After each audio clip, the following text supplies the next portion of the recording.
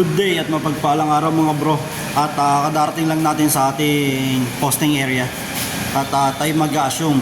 So before that at ibaba muna natin ang ating mga ibang gamit at saka dala nating pagkain.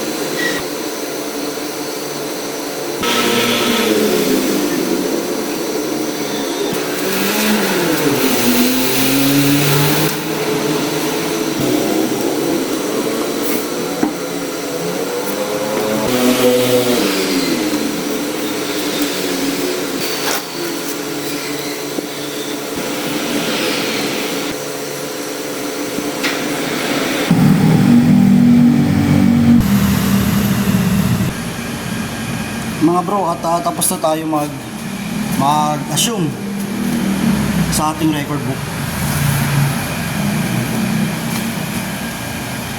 At time check muna tayo.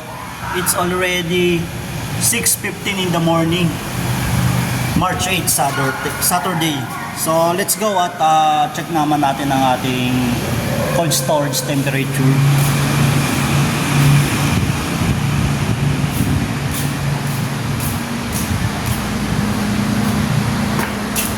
So if you see, yung dalawang truck natin malaki ay wala kasi kahapon Friday at bumiyahe sila pa Bicol.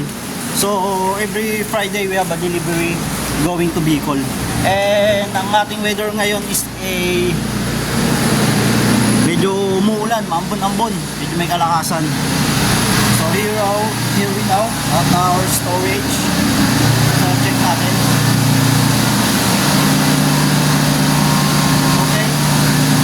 Normal. So, problema, nantayin ka lang tayo. Check din natin yung kabilang storage, pero siguro bilisan na lang natin. Ayan, at yun, makapun na. Check natin. Yun. Okay. Good. Okay. Let's go. So, kung napanood nyo yung minsan gabing nagro-rubing ako, so ito yun sa morning at nakikita nyo. This is our parking area. And the mango tree. Ayun. Ayun, medyo malakas yung ambon. Mamaya magkasakit tayo.